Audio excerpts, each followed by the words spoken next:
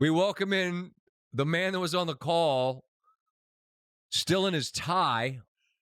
Probably. What, are you driving? I have pulled over for you guys. All right. I'm Wait a minute. I'm guessing you've never been. I'm guessing you've never been to Eupora, Mississippi. I've not yet. No. Yet is the key. Just off Highway 82. I'm at a Circle K / McDonald's. It's one of those combos, and I got my TV makeup on. I got my tie on, and I'm happy to talk to you guys. All right. Well, let's set the table for folks. Yeah. That are listening on SVPod. Dave Fleming, one of our dear friends, call some golf with him. Of course, a Stanford alum, is with us. His feed is frozen. He's in Eupora, Mississippi. I don't know if he's even still there. Oh, he can hear us. I can hear you guys. I can hear you guys. I'm sorry if the video's not working. No, the audio is sort of like you're under a pool. This has all the makings right here. Let's just see what happens, shall we? So it's Mississippi State hosting Arizona State. Gave out Mississippi State on winners on general principle. They're catching 6 in the hook. They jump out to a 17-0 lead. Dave, how would you describe the din of the cowbell at that point? It was maybe the loudest that I've ever heard it. I mean, it's what I love about it. Isn't it incredible? This was a team that couldn't beat anybody last year. Couldn't beat anybody. And this place was like it was a playoff game. It was so loud. I couldn't hear Brock. I couldn't hear Kevin Connors in studio give the updates. We couldn't hear anything. Amazing. And then give Arizona State a ton of credit. They get a late field goal, get on the board, and then the entire second half. And Steve, I realize you're at the Oklahoma game, and so these are simultaneous windows. So I don't know how much you're seeing, but it's one of those rare games, Dave, and I'm sure you see it in the various sports that you call where whether people believe momentum's a real thing or not, I don't know. But Arizona State was like, you know what we're going to do? We're going to run it. We're going to punish you. And they did. I mean, they completely flipped the script, and they're able to tie things up at 17. And I don't want to jump too far down the road because I don't know if Steve's got something he has a question on, but like they get the ball on their own 4-yard line. They go 95 yards. They needed to get 96. They got stopped on a 4th and 1 on the goal line. They only threw it once. They ran it down the field, and it appeared that they were going to score 20 straight and win, and then stunningly they didn't. Before we get to the end game, just how did you view what Arizona State did in taking the game over? I can't ever remember a drive quite like that. I mean, they ran it 15 of 16 plays, I think, on that last drive. They went 95 yards. The one pass play converted a 3rd down. Yep. But otherwise, they just ran the ball. We showed some wide shots, and we showed the Mississippi State defense. They just committed everybody to stopping the run, and they still couldn't stop them. It was amazing. Except on that 4th down. And I totally get you kick the field goal. There's no reason not to go. You don't need to go for it.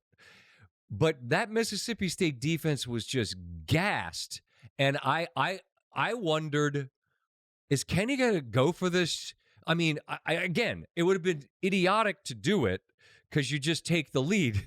But given what happened on the back end, you know what I mean? Like, I just felt like Mississippi State, they just appeared exhausted. And they I guarantee you. Yeah, I mean, I guarantee you he's getting on the airplane thinking, why didn't I go for it there? Mm-hmm. I understood why he didn't. Of course, their defense had dominated. Mississippi State's offense had not done much in the second half. The defense had dominated, but I still really thought that he was considering it, and I bet you now he wish he had. Brennan Thompson gets loose. Go ahead, Steve. Jump ahead. I'm jeopardizing this conversation. I'm sorry. Dave, I just want to get. I'm trying to watch the call, and I know what's going on there because I saw when we came in from halftime to the bus. Mississippi State's dominating, and I get to your call, and you're looking at Mississippi State's last drive, and you're saying to Brock, maybe 2 plays here. What's going on? And then Brock does a great breakdown, but your feelings about that last possession by Mississippi State, and then to see them score, how did that transpire into what you were watching? as Scott pointed out, Mississippi State dominates the first half, and Arizona State comes all the way back to tie it. You had to think overtime was there, and you were going to be in the great state of Mississippi even longer. And Mississippi State's got a kicker who kicked a 55-yarder last week. So we were kind of thinking, okay, just get it across midfield and you at least have a chance. And for everybody, I've done it. I've been guilty of it so many times with my own teams. You know, you watch a team sit back and sort of play prevent soft defense at the end of the game, and it aggravates you. And you go, I send some pressure. They sent pressure on that last play, on the touchdown play. It left those two guys out there all alone, and they got mixed up and turned around, and it turned into a play that lost you the game. And I'm going to always remember that play whenever I'm being an idiot fan yelling at my defensive coach, saying, why are you just sitting back and playing prevent? That's why you do it. Brennan Thompson's the name of the receiver that caught the touchdown. He actually had a touchdown in the first half on what was an absolutely gorgeous, and I hesitate to invoke the name, especially the San Francisco Giants play-by-play man. It was sort of a Willie Mays as he got deep, and it was right over the top, and Thompson made a gorgeous catch in the first half that made it 17-0. But he's all alone, and Dave, this is one of those rare situations. You're the one calling it.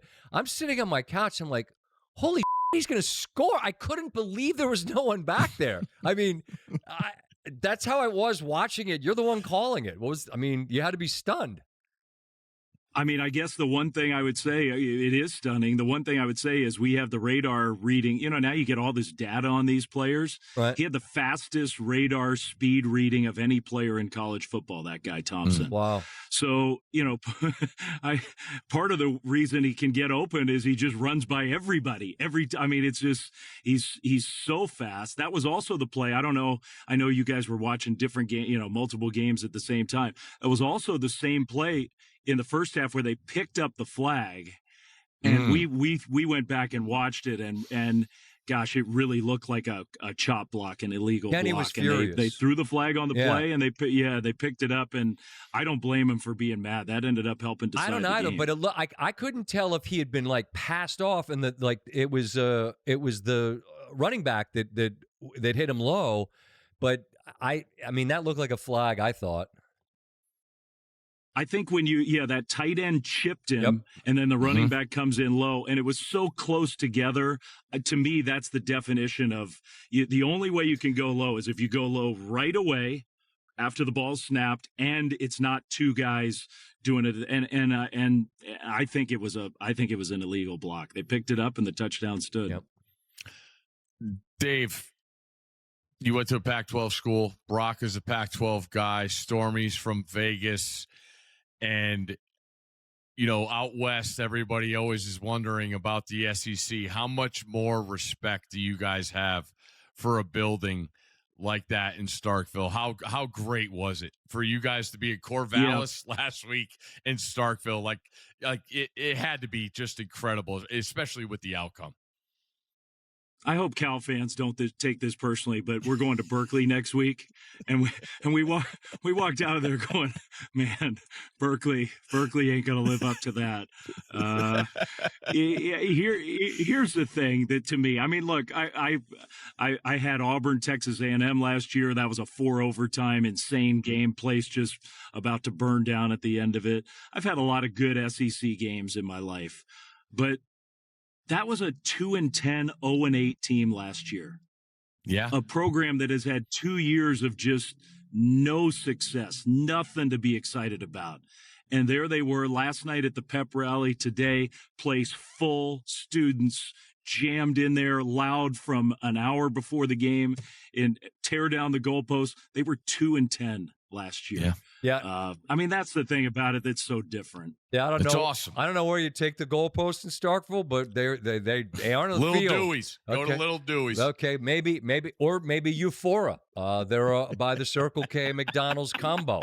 But good for them. I mean, Levy, they had to call a timeout with 12 on the field before the field, the third down play, I think it was, And there's no way in the world they're winning. They hadn't done anything in the whole second half. And then the fastest guy there is gets loose and they bring pressure.